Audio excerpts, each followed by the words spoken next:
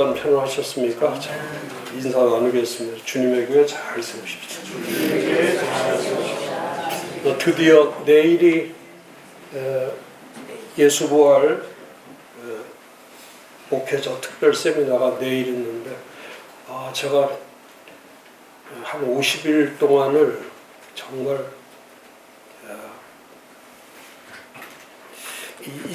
이 책도 중요하지만은 이거에 또 여기에 없는 이런 소강의안들, 그래서 하여튼 어떻게든지 한국교회를 한번 영적으로 한국교회가 이렇게 계속 절망적으로 가야 되는가, 또 목회자들도 마찬가지고 이렇게 하는 것이 합당한 일인가 이렇게 생각하면서 준비하다 보니까 또 이제 말씀의 방향이 한국 교회를 진단도 해야 되고, 또 지금 한국 교회가 어디까지 와 있는가, 이제 이런 것들을 설교를 듣는 거, 설교는 이건 뭐 목사님들이 스터디하면 되는 거고, 중요한 거는 이 설교가 중요한 게 아니고 이제 이 일을 왜 우리가 해야 되는가, 이런 그 동기부여가 되는 이런 머티리얼들이 좋아야 돼요. 이런 그 자원. 그러니까 자원이 고갈되면 아무리 좋은 기술을 가지고 있어도 자원이 없는데 그 기술을 어디 가서 쓸 수가 있어요. 그러니까 목회를 하려고 하면은 이 목회를 할 수 있는 자원이 있어요. 자원. 그 자원이라는 것은 뭐냐면 어떤 신학적인 깊이라든지 그 말씀에 대한 그 인사이트가 강하다든지 말씀을 보는 그 통찰력, 이런 것들이 약하면은 아무리 목사님이 기도 열심히 하고 아무리 수고를 많이 해도 그런 자원들이 밑받침되지 않으면 그 노력하고 하는 것들이 아무런 그 효과를 발휘할 수가 없죠. 그래서 이 설교를 준비하는 것보다 더 중요한 거는 자원을 많이 가지고 있는 거예요. 자원을 많이 가지고 있는 거예요. 그러니까 신학적 깊이라든지 말씀에 대한 통찰력이라든지 또 시대적 흐름을 안다든지, 이제 이렇게 진단하다 보면은 자연적으로 그 말씀을 준비할 때도 그런 신학적 깊이나 말씀의 깊이나 시대적 흐름을 알기 때문에 그 말씀들이 적중률이 높죠. 그렇지 않고 그 일반적으로 일반적인 그런 목사님들처럼 별로 그렇게 자원이 많지 않은 경우는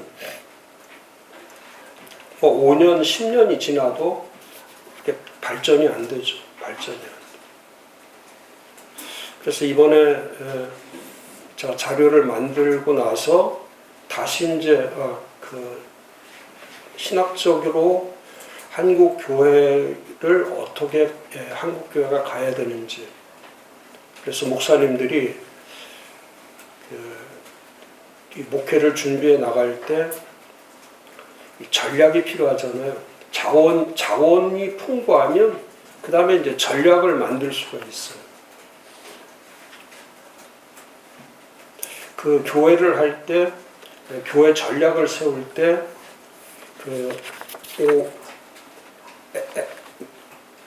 다섯 개의 F 전략이라는 건데, OF 전략.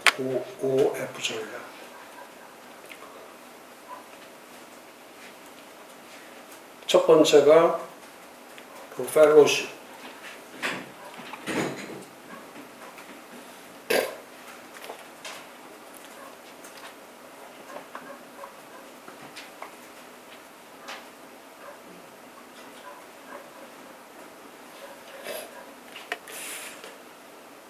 이 펠로우십이라는 것은 뭐냐면 예수님께서 처음 교회를 세우실 때, 그 교회를 세우실 때 그 교회를 통해서 하시려고 했던 것이 뭐냐면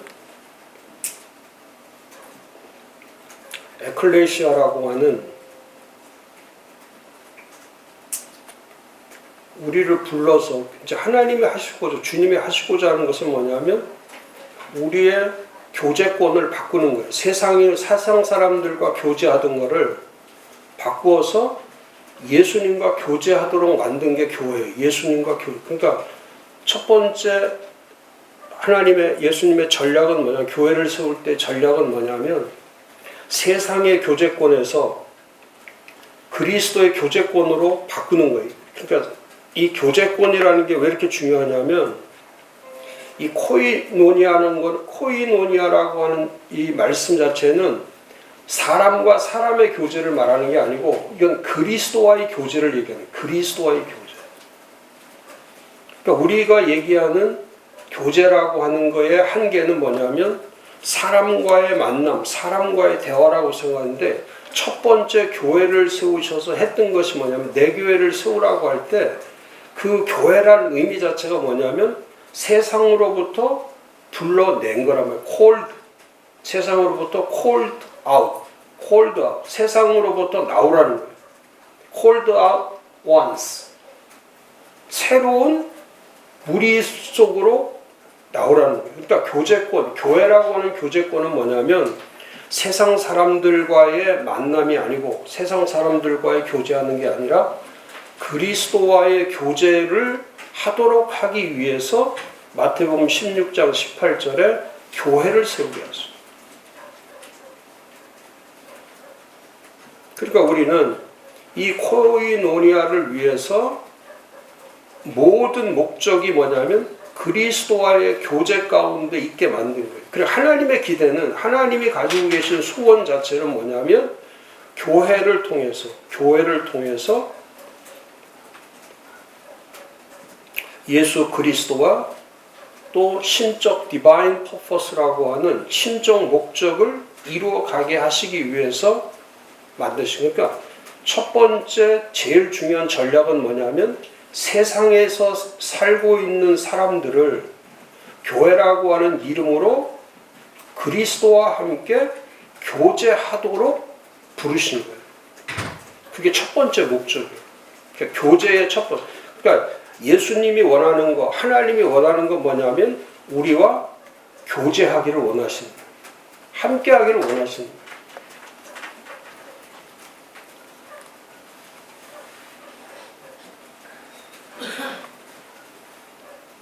그 다음에 두 번째 F는 favor with God. 그러니까 church's favor with God. 하나님과 함께하는 은혜. 하나님의 전폭적인 이 그레이스가 아니고 이 favor라고 하는 것은 하나님의 호의, 그러니까 교회라고 하는 것은 하나님의 일을 하는 건데 중요한 것은 뭐냐면 하나님이 무엇인가를 베풀지 않으면 사람으로서는 아무것도 못하는 거예요. 그게 교회예요. 그러니까 교회란 사람이 일하는 게 아니고 하나님이 일하시는 거예요. 하나님이 일하는 게 교회예요. 그러니까 고린도전서 3장 6절과 7절에서 사도 바울이 말했던 것이 뭐냐면 물 주는 이나 심는 자나 물 주는 이는 아무것도 아니라는 거예요.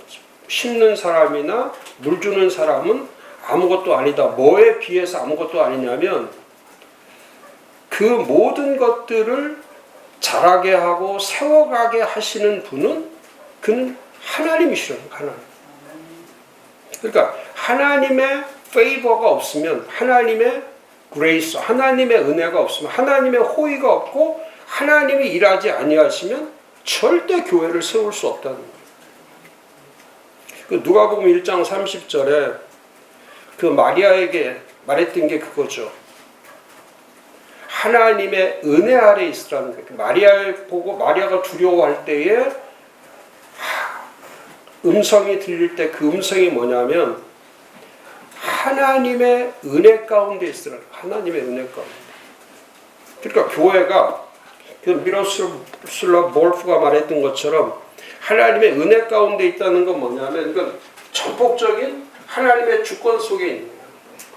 하나님의 주권 속에, 하나님의 통치와 하나님의 다스림 속에 있는 거예요. 그렇게 하면은 모든 것이 하나님이 앞세우니까. 이번 주 설교가 그거죠. 이번 주 설교가 고린도전서 3장 10절에서 15절인데 이 말씀에서 아주 중요한 게 있죠. 아주 중요한. 교회를 말할 때 두 가지 속성이 있는 거예요. 하나는 그러니까 금이나 은이나 보석이나 나무나 풀이나 지프로 돼 있는데 교회라는 거는 그럼 앞에 세 가지 금이나 은이나 보석이라고 하는 거는 그건 하나님의 속성을 얘기하는 하나님의 속성. 그 하나님의 속성이 뭐냐면 뒤에도 제가 얘기하겠지만 교회는 언제나 이 불과 연결이 되어 있는 게 불과. 그러니까 성령이 임할 때도 불처럼 임하는 거고 또 교회를 심판하실 때도 교회의 모든 것들을 판단할 때에 하나님이 사용하시는 게 뭐냐면 불을 사용하는 거예요. 불을. 그러니까 성령의 불도 있지만은 또 하나는 그 심판의 불이 있는 거예요. 근데 금이나 은이나 보석은 불을 붙이면 더 강해지는 거예요. 금도 강해지고 보석도 강해지고 그게 시련을 견디는 거예요. 견디는 거. 그러니까 마지막에 교회의 목적은 뭐냐면 하나님의 속성으로 견디도록 되어 있는 거예요. 그러니까 견디지 못하는 교회는 나무나 풀이나 지프로 되어 있다는 것은 뭐냐면 이념적, 사상적, 세속화된 인본주의적 사상을 가지고 있는 거, 철학적인 거, 인문학적인 거, 세속적인 거, 이게 나무나 풀이나 짚이 되거든요. 그러니까 마지막 때에 교회에 불을 딱 던졌을 때 하나님 불을 던지면은 이미 세상의 이념이나 이데올로기나 사상이나 심리나 철학이나 인본주의로 되어 있는 교회는 그 자리에서 그냥 불타버리는 거예요. 그러니까 불타는데 교회가 없어지는 게 아니고 그 일을 하는 공적이 불타는 거예요. 공적이 불타버리는데 중요한 건 기초는 불타지 않죠. 교회를 세운 기초가 예수 그리스도인데 그 위에 쌓아 있는, 그러니까 그 위에 쌓아가는 거는 예수 그리스도 위에 교회를 계속해서 세워가는 일은 뭐냐면 하나님의 워크라고 하는 공적을 쌓아가는 거예요. 그 공적을 쌓아가는 거는 목회자이든 직분자이든 사역자이든 무엇을 하는 사람들이든 계속 그 사람들이 하고자 하는 그 일들을 하나님이 보시고 마지막에는 하나님이 테스트를 하시는 거예요. 그러니까 두 가지 테스트 하는 거예요. 첫 번째는 신적 속성을 가지고 있는 테스트를 하는 거고 두 번째는 그 수고에 대한 헌신과 수고에 대한 테스트. 이게 두 가지 테스트를 하는 거예요. 무엇을 붙잡고 왔냐? 말씀을 붙잡냐? 금 같은 말씀, 보석 같은 말씀, 은 같은 말씀을 붙잡고 오면은 불을 던져줘. 그걸 견디는, 시련을 견디는 이 마지막 때에 제일 중요한 게 견뎌내는 거거든요. 견디지 못하니까 포기하는 거라고. 제가 이번에 너무 안타까운 것일 거예요. 이번에 300명을 모아보고 싶었는데 절대 이게 안 되더라고요. 그러니까 왜 안 되는지 모르겠어요. 예전 같으면 제가 뭘 해도 400~500명은 그냥 됐는데 지금은 목사님들 200명 모으기가 보통 힘든 게 아니에요.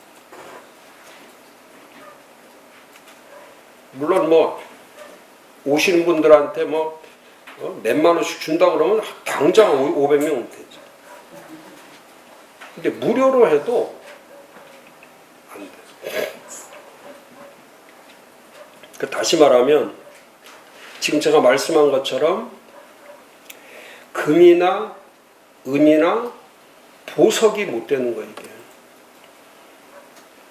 그러니까 견뎌내는 힘이 약한 거예요. 견뎌내는 힘 자체가 약한 거예요. 그러니까 조금 쉬운 대로 가는 거예요. 그냥 조금 쉽고 조금 자기가 편안하고. 그러니까 부활을 말해도 이 부활이라고 하는 게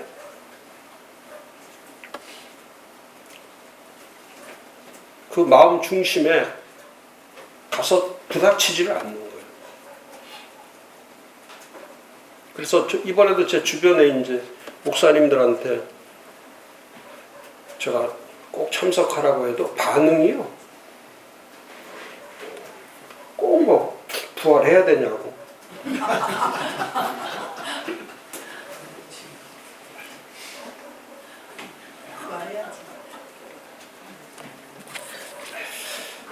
근데 저도 이번에 메시지를 이렇게 해놨지만은 한 번이라도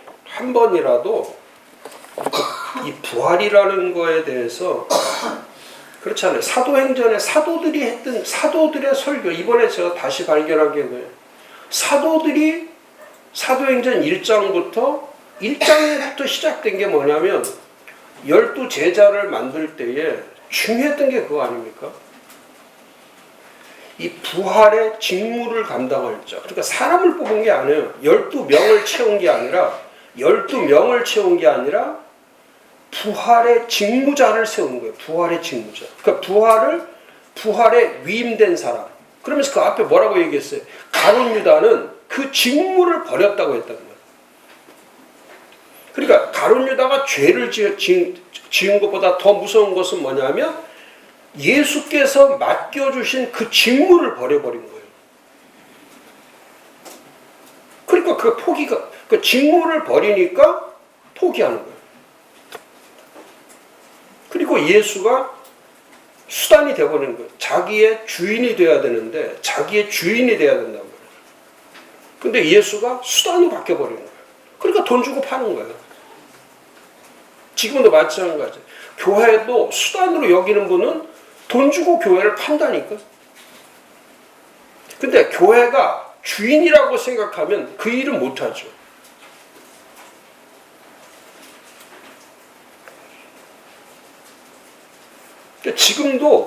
지금도 목회를 하면서 아직도 그 교회가 뭔지를 모르는 분들은 그 교회가 수단으로 다 바뀌는 거예요. 하다가 그만하면 되지 뭐. 안 되면 포기하지 뭐. 안 되는데 어떻게 해? 그러니까 그런 의식을 가지고 있기 때문에 금이나 은이나 보석이 되지 못하는 거예요. 그냥 불쏘시개 하다 끝나는 거예요. 나무, 풀, 집같이 그냥 불쏘시개로 하다가 많아. 잠깐.